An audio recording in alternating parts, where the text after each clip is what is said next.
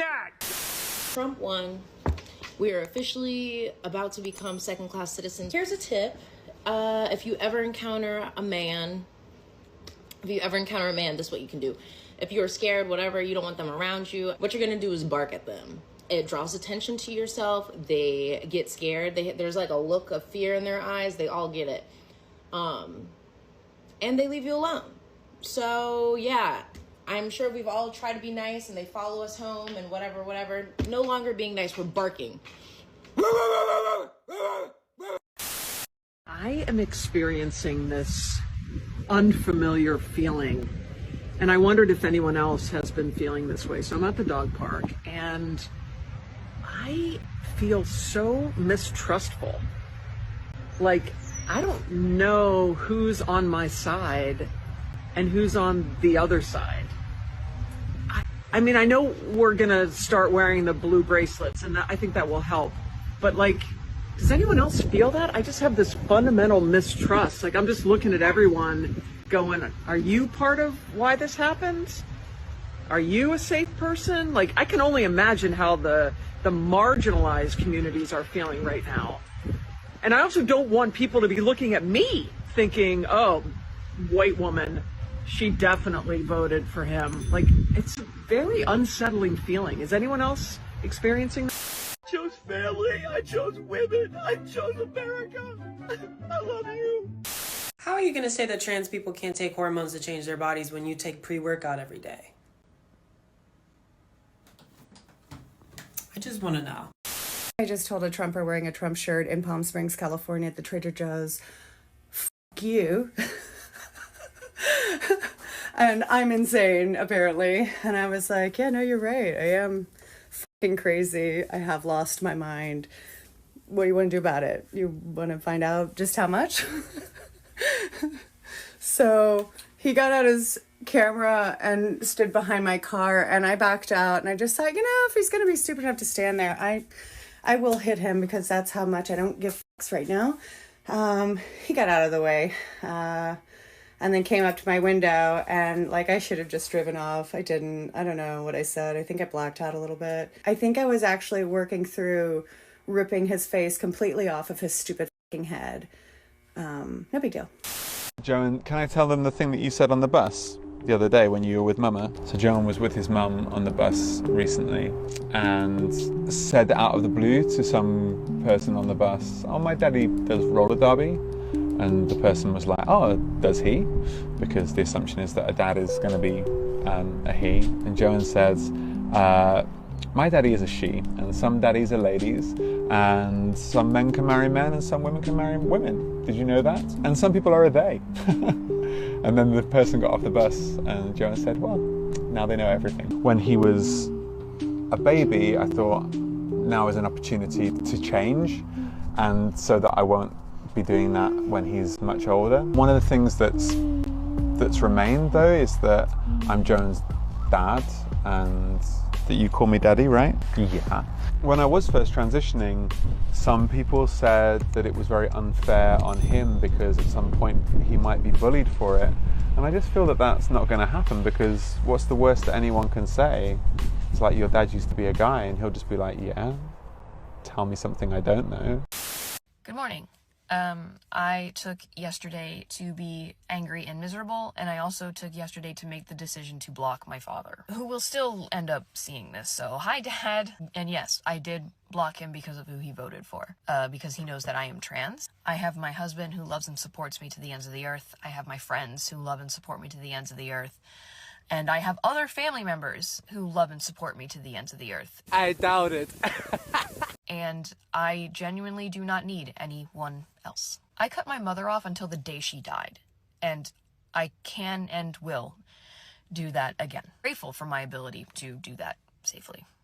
I cut my mother off until the day she died, and I can and will do that again. I don't know who needs to hear this, but if you're okay with your daughter wearing her hair short, only wearing t-shirts and shorts, and wanting to play softball, but you're very upset when your son wants to paint his nails or wear pink or play with dolls, that is a double standard.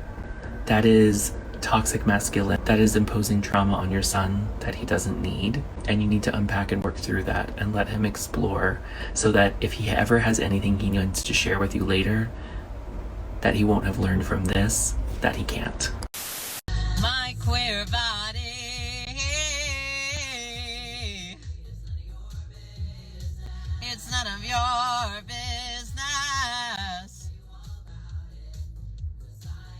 I need you to know.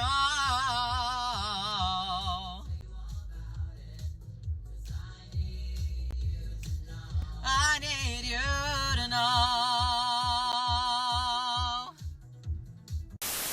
Dude, from the bottom of my soul, I do not mean this to be rude. I'm being genuine in every capacity that I possess. I cannot comprehend a celebrity endorsement being anything other than a deterrent. Oh, Cardi B is voting for you? Let me fly to the fucking polls. This is for President Biden, Vice President Kamala Harris, and all the Democrats that are in office. Do something. Stop this.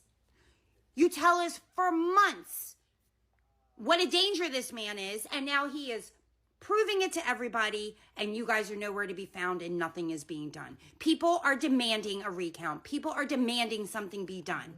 We stood by you. We did everything you asked us to do, and then you just conceded and disappeared. And now we are all facing the hell that is coming. Nothing that we can see is being done about this. Nothing. You need to do something, because this is our lives on the line. You want democracy? Fight for it. We're doing what we can. We don't have the power. You do. Fight for it. Fight for us. We deserve it. Are you done?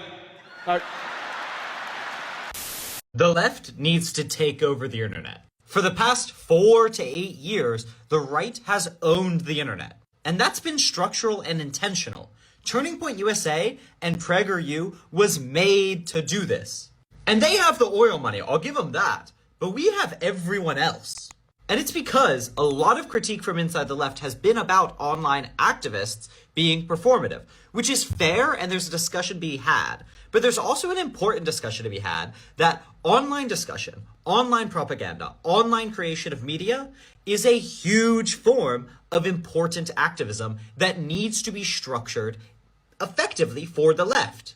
And our old theory books that a lot of leftists really love just don't have the tools and abilities to describe how to organize people online. So please, when we're talking about direct action, organizing, boots on the ground, we need to keep in mind that people's information comes from this now.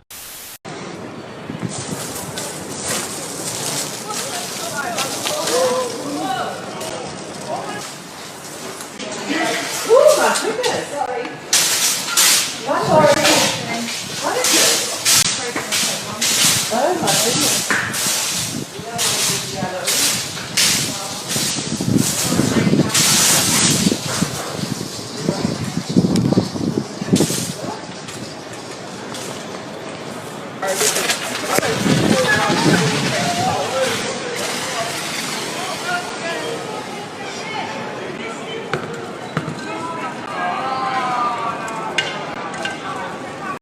Fuck you, your face is small. Would you say that black-only dormitories is wrong? It certainly creates a sense of community. I don't see any problem with that. Are there differences between races? No, not biologically. Then why would we have different dormitories for races? Culture. Segregation is what you're arguing for, my friend. Ibram X. Kendi argues, who is one of the leading thinkers of critical theory, race theory, discrimination today to atone for discrimination of yesterday. We have black-only graduation ceremonies at Columbia University, black-only dormitories across the country, for example, at Western Washington University. Would you support white-only dormitories? Everybody has a choice. So I think white-only and black-only anything is evil and wrong. That's why I hate critical theory and critical race theory, because when it's put in practice, you start to discriminate people based on race We did a lot of work to get rid of segregation in this country. Why are you trying to bring it back? What work? The Civil Rights Act of 1964? In this state? Yeah, actually, in this state. Are there black-only bathrooms out there I'm unaware of, or white-only bathrooms? Nah. Right. A lot of work was done in this state. Fuck you, your face is small. Well, thanks for being here. They always go to insults when they lose the argument. God bless you, my friend.